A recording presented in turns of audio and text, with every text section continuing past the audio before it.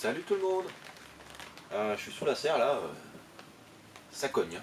Ça cogne. Je sais pas combien, j'ai pas encore regardé. Aujourd'hui donc on continue la série de l'aménagement de la serre. Donc aujourd'hui on va parler d'électricité. Pourquoi l'électricité dans la serre? Alors avant tout, l'électricité dans la serre c'est surtout pour la lumière. La lumière, ça va pas être la lumière, elle va pas servir pour éclairer les plantes, hein. Non. Elle va servir que lorsque moi je veux travailler dans la serre et que le soleil s'est pas encore levé, par exemple, parce que des fois je suis matinal, ou que le soleil s'est déjà couché, surtout en hiver, et voilà, je puisse avoir de l'éclairage, ce qui m'évite de tirer une rallonge, tirer une baladeuse, c'est super. J'ai mis dans la serre, j'ai mis deux néons.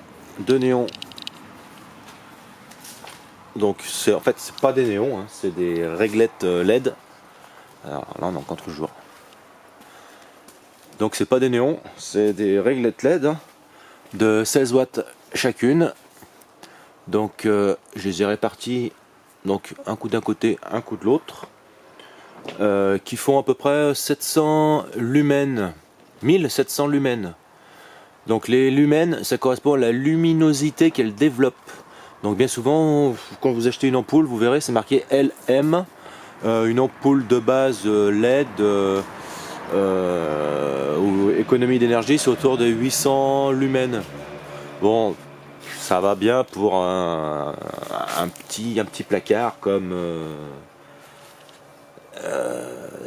une petite salle de bain, des toilettes, des choses comme ça, hein. Donc moi, je suis plus grand, donc voilà, 1700 lumens. On regarde d'abord les lumens et ensuite on regarde la consommation. Donc la consommation, hein, c'est 16 watts. Bon, pour la LED, c'est pas grand chose. Ensuite, donc là c'est la première.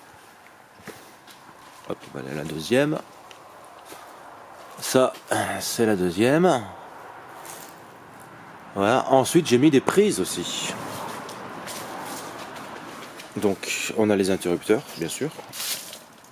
L'interrupteur et la prise. Donc, pourquoi une prise? Tout simplement si je veux brancher un appareil électrique.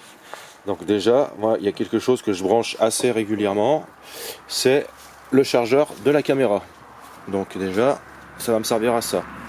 Ça va me servir aussi l'électricité, ça va me servir lorsque je vais avoir besoin de brancher une porte électrique, par exemple pour un poulailler. J'aurai l'électricité. Voilà, par exemple, j'ai la boîte de dérivation qui est ici, j'aurai qu'à me prendre dessus. Donc il faut amener l'électricité jusque dans la serre, hein. Donc moi j'ai profité de la même tranchée que la tranchée de l'eau pour amener l'électricité.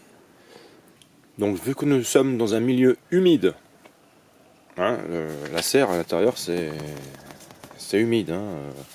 Il y a du goutte à goutte, ça condense, enfin bref, faut bien choisir les bonnes normes de prise. Faut pas prendre des prises de n'importe quoi, donc faut prendre minimum des IP55, voilà, comme celle-ci.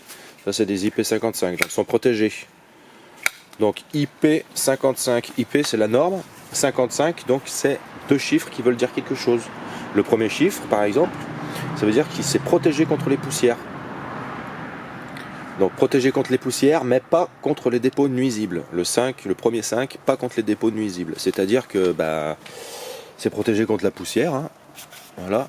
Mais si je prends ma pelle, qui est là et que je balance de la terre dessus, la terre effectivement elle peut passer dans les fentes qui sont là, elle peut passer dans les fentes qui sont là, mais bon, faut vraiment y aller, hein, avant de balancer de la terre qui va là.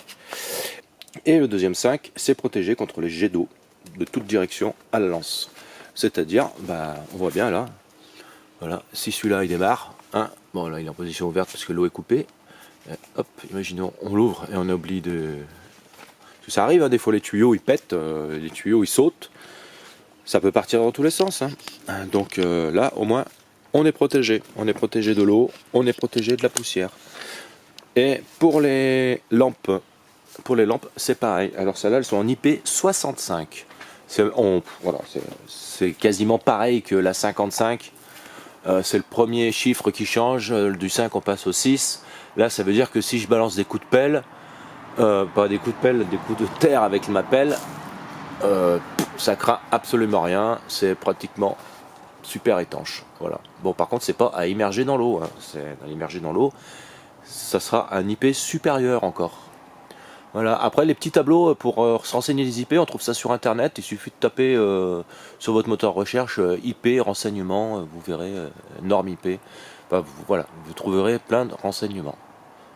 J'en ai profité de la tranchée, comme j'aime bien écouter mes petites vidéos quand je jardine, hein, comme beaucoup de gens, hein, les petites vidéos d'autres jardiniers, des autres vidéos de mes autres passions. Donc j'en ai profité pour tirer une borne Wi-Fi aussi. Donc la borne Wi-Fi, je l'ai trouvée sur le bon coin à 10 €. Hein. C'est bon, c'est un vieux modèle par contre. Et malheureusement, elle déconne. Elle saute. Donc je vais voir si je n'en trouve pas une autre. Et voilà, donc j'ai tiré une prise aussi là-haut, pareil, hein, en IP55.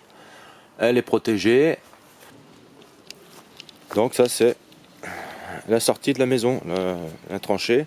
Donc sortie de la maison, l'eau. Donc voilà, on a l'eau. Et très important, hein, j'ai séparé, ça il faut le faire absolument, j'ai séparé le réseau électrique du réseau Wi-Fi, du réseau Internet. Alors pourquoi on fait ça? Parce que tout simplement, si les deux câbles se touchent, si le câble électrique et le câble Internet se touchent, vous aurez des conflits dans Internet, des parasites, des coupures, etc. etc. Donc évitez. Le mieux c'est de mettre deux tubes différents. Bon là c'est aérien, donc j'ai mis des tubes, ce qu'on appelle des tubes IRO ou tubes IRL.